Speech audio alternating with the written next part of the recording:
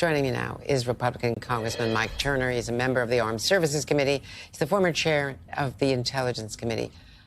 First of all, are you concerned about the president's comments on Gaza? They certainly were not off the cuff. They were planned. He was reading. And he said he'd been working on it for months, but there is furious reaction from the Arab world, from our closest allies. Andrew, thank you for having me.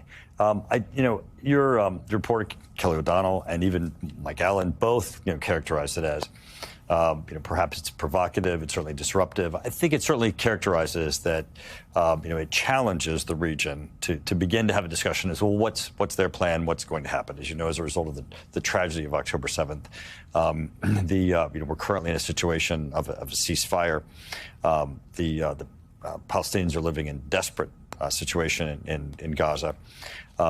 Certainly there's very little that the president can do unilaterally here, and I think there would be very little support in Congress for the United States to take over Gaza.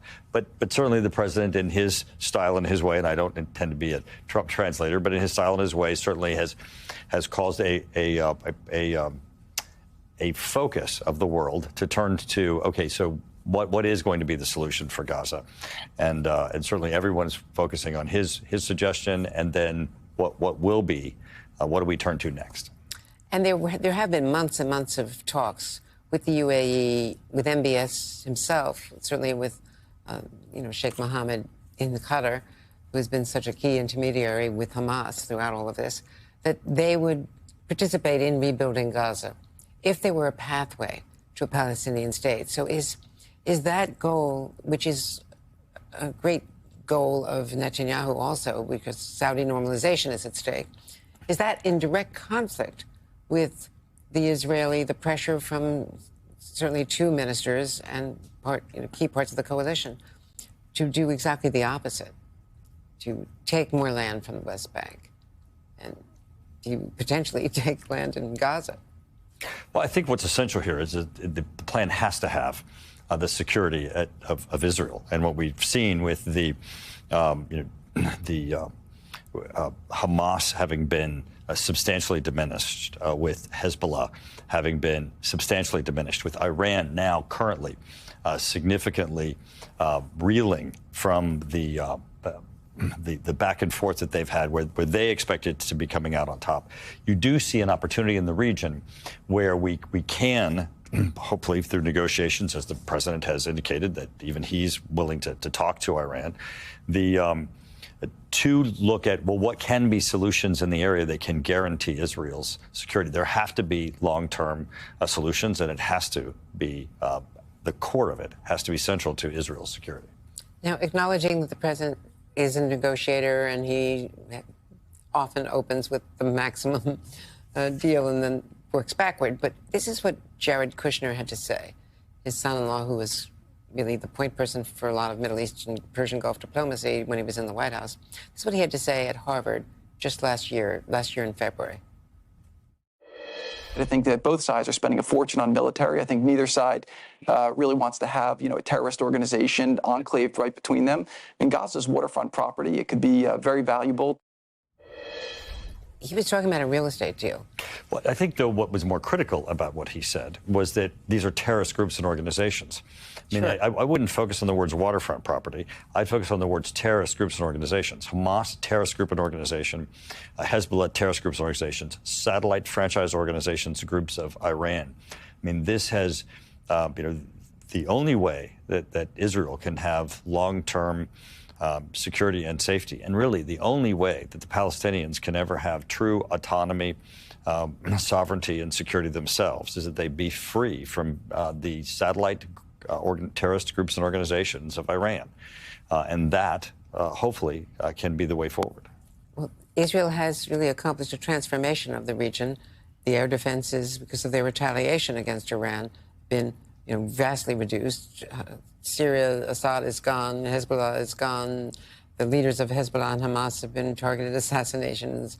There's a ceasefire in Lebanon. There's some good leaders now in comparison to the U.S. diplomacy.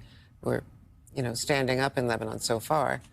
But what would you think about U.S. boots on the ground in Gaza?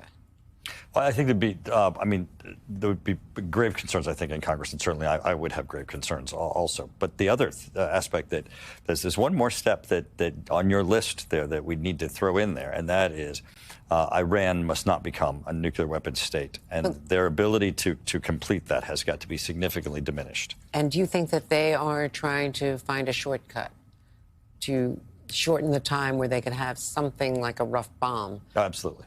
Absolutely. And what has been allowed in the last administration for them to continue to enrich and gain capabilities has got to be reversed. Well, partly because some would say because of the withdrawal from the nuclear deal, but and also some neglect. Let me, just also ask you about the CIA.